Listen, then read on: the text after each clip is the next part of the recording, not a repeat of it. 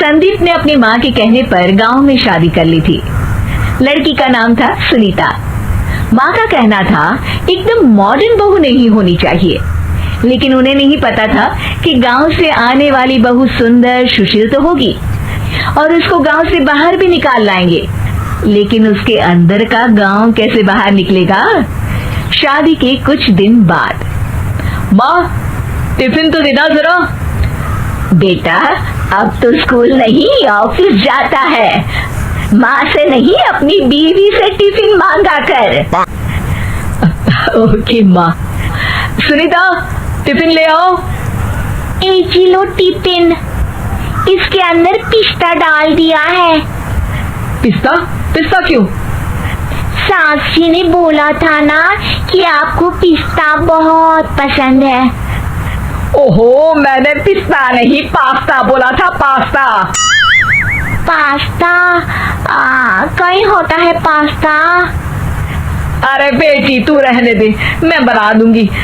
अच्छा किया कि पाव भाजी बनाने का नहीं बोला, वरना किसी के पाव बना देती है। सुनीता को बुरा लगता है, लेकिन उसकी नादान हरकतें कम नहीं होती। ऐसे ही एक दिन, अरे तुमने ये क्या लगाया है? अरे आप वो फूस फूस करके लगाते हैं ना, वही। डियो? का दियो? किसको दियो? अरे वही ना जिससे खुशबू आती है। हाँ हाँ सही पकड़े हैं। अच्छा लेकर तो आना। कौन सा डियो लगाया तुमने? अभी लेकर आते हैं जी।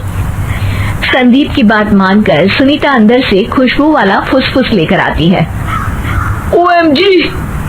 OMG मतलब ओ माय गणेश ना।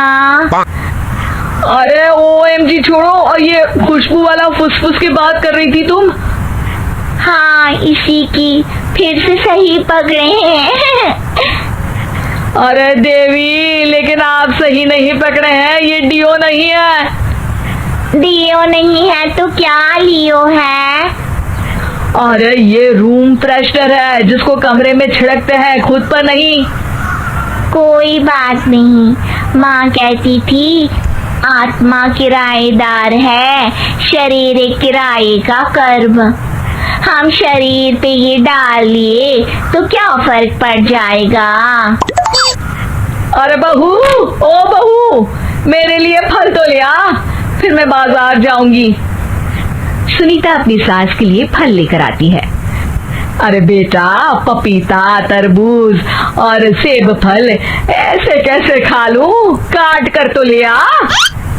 माँ जी, मेरे गांव में तो खेत से उठा के सीधा खा लेते हैं। अरे ये तेरा गांव नहीं है ना। अरे संदीप, तू ही कुछ समझा देना इसको बेटा। मैं कैसे समझाऊं माँ, ये तो माइक्रोवेव को भी भट्टी बोलती है। कल मैंने बोला हाय कैसी हो, तो बोलती है किसी को हाय नहीं लगानी चाहिए। अरे सुनीता, तेरा क्या होगा?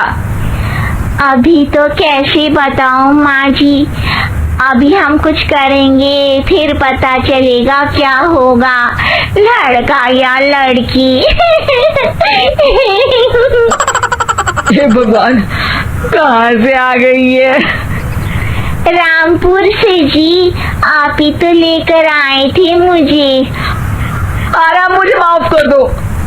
पहले कोई गलती तो करिए जी, आपकी तो सारी गलती माफ कर देंगे हम। हाँ अरे बहू, मेरी बात सुन। फल यानी कि फ्रूट जब भी लाए ना तो काट कर लाना, ठीक है? जी ठीक है माँ जी, फल यानी फ्रूट यानी काट के लाऊंगी।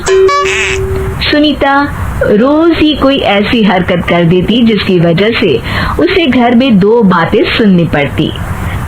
एक दिन, माँ मेरे बॉस घर पर आने वाले हैं शाम को, उनका बर्थडे है, फैमिली साथ नहीं रहती उनके, तो यही पार्टी कर लेंगे। उनको अच्छा लगा तो शायद मेरा प्रमोशन भी हो जाएगा। मैं ना फ्रूट केक लाकर फ्रिज में रख दूंगी और तेरे साथ आज खाना मैं बनाऊंगी ताकि जब साहब आए तो खाने में कोई गड़बड़ ना हो। शाम को जब सारी तैयारियां हो जाती है, संदीप के साथ बड़े साहब भी घर आते हैं। फ्रूट केक तो ले आना बहू, फिर खाना खाएंगे। अरे इस सब की क्या जरूरत थी, आपने बुलाया वही काफी है। सर, आपका परिवार शहर में नहीं है तो हम ही आपके परिवार जैसे हैं सर। इतने में ही सुनीता फ्रूट केक लेकर आती है और बड़े साहब की टेबल पर रख देती है और जैसे ही केक के ऊपर का बॉक्स हटाती है, ओह, ये क्या है? केक तो कटा हुआ है, मैं तो ऐसा नहीं लाई थी। आप मुझे शाबाशी दे सकती है माँ जी, मैंने ही केक काट दिया। आपने कहा था ना, फल यानी फ्रूट यानी हमेशा काट के लाना, तो फ्रूट केक भी तो फ्रूट ही है ना, तो मैंने पहले ही काट लिया। होना मैं समझदार। अरे बहू, ये क्या किया? केक हमेशा वही काटता है जिसका जन्मदिन होता है। तुझे एक बात भी समझ नहीं आती, एक नंबर की बेवकूफ है। पूरा माहौल बिगड़ चुका था।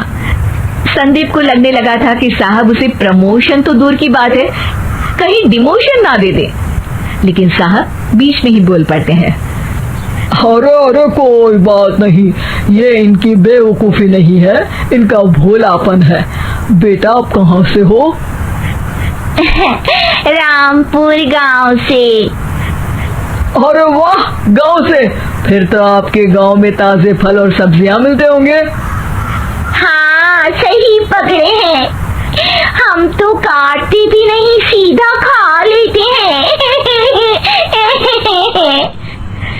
मैं ना एक बार तुम्हारे गांव घूमने जरूर चलूंगा। क्यों संदीप, ले चलोगे ना? मुझे गांव घूमना बहुत पसंद है। बस फिर क्या था, संदीप और सास दोनों खुश हो गए क्योंकि साहब को सुनीता ने गांव की बात करके खुश कर दिया था। अब संदीप का प्रमोशन पक्का था। शिक्षा, कभी भी किसी भी गलती पर घबराना नहीं चाहिए। हो सकता है कि उस गलती की वजह से आगे बड़ा फायदा हो जाए।